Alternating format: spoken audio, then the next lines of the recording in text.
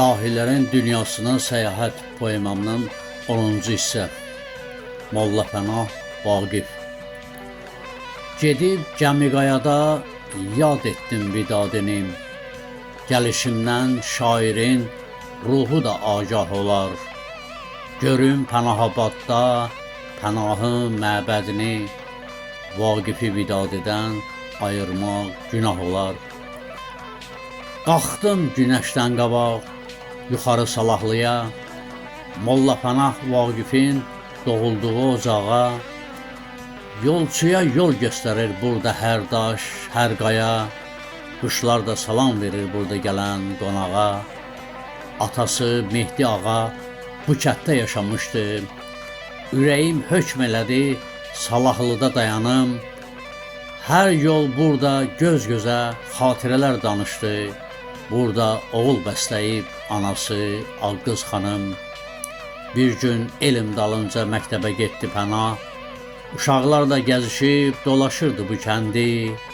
Riyaziyyat elmindən edib uşağı agah. Poetika öyrətdi ona Şəfi əfəndi. Həvəsi laf çox idi musiqi sənətinə. Hələ uşaq yaşından şeirlər də yazırdı. Maraq çəkirdi onu göyün səltənətinə. Kamil münəccim kimi bu sənətdə hazırdı. Məktəbdə dərs verdi kəndin uşaqlarına. Qız xanım ilə burada ailə qurdu. Mehriban ata idi doğma övladlarına. 42 il Qazaxda azad bir ömür sürdü. Parçaladı ölkəni Nadir Şahın ölümü. Türklər, farslar bu yurda qənim kəsilmişdilər. Ayaq altında qalan xalq çəkirdi bu zülmü. Yerli xanlar durmadan burada didişirdilər. Vaqif əsir olmuşdu içindəki qəzəbə. Şikayət eləyirdi amansız dövranından. Zəif durna lələyin batırıb mürəkkəbə. Şair belə yazırdı xalqın güzəranından. Mən cahan mülkündə mütləq doğru halət görmədim.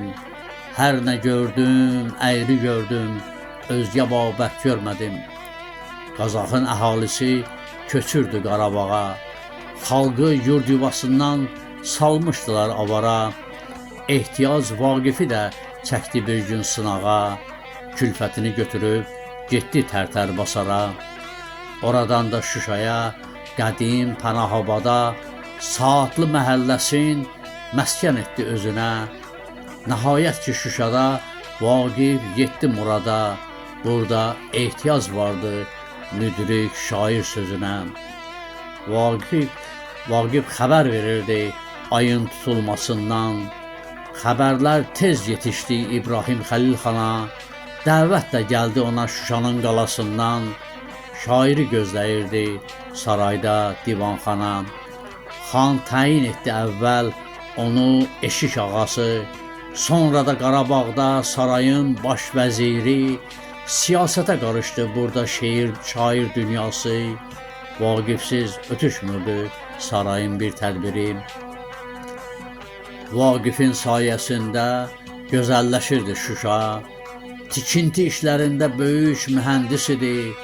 Düşmənlərin gözünü oyub deşirdi Şuşa.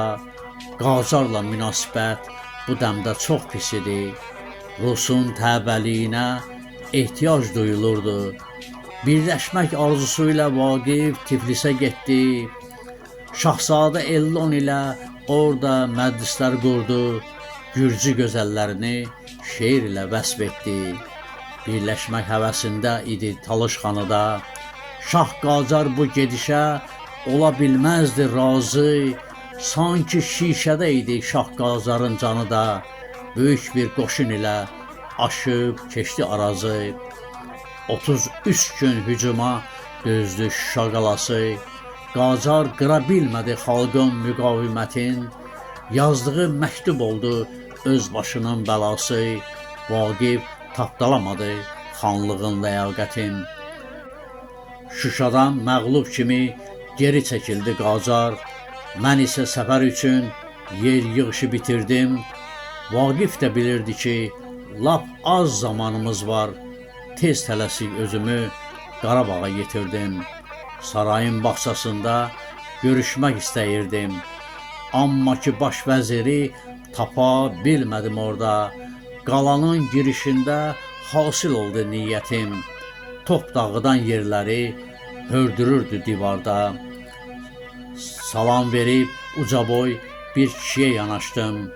O da başdan ayağa süzdü gələn qonağı. Təzim edib şairə gəlişimdən söz açdım. Hiss elədim söhbətə yox idi heç marağı. Onun mühəndisliyin gözlərimlə görürdüm. Divarları hörürdü sanki xalça toxuyan. Vaqiflə gəzə-gəzə özüm də düşünürdüm. Doğrudan Molla Pənah olmazmış hər oxuyan. Qala boyu gəzərək göstərişlər verirdi. Heyrətlə seyr edirdim mən də Şuşa qalasın. Rus qoşunu Qafqazdan geriyə çəkilirdi. Çünki Yekaterina dəyişmişdi dünyasın.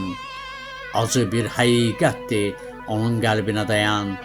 Xal külfətin götürüb Balakana getmişdi. Atasını bu yerdə tək qoymaq istəməyən oğlu şair Əli bəy gəlib bizə yetişdi. Mən də tərk etməliydim bu qəhrəman qalanı. Belə oldu qonağa şairin məsləhəti. Ölüm gözləyir burada bu qalanı alanı. Həlakətli olacaq düşmənin aqibəti. Qəmli baxışlar ilə yola saldılar məni. Cin atına minmişdi yenə qəzəbli Qacar. Vaqif tərk eləmədi bu dar gündə vətəni. Amma üzürdü onu köçüb gedən durnalar. Nazənin, nazənin edərsiz avaz. Ruhlar təzələnir, olur sərəfraz.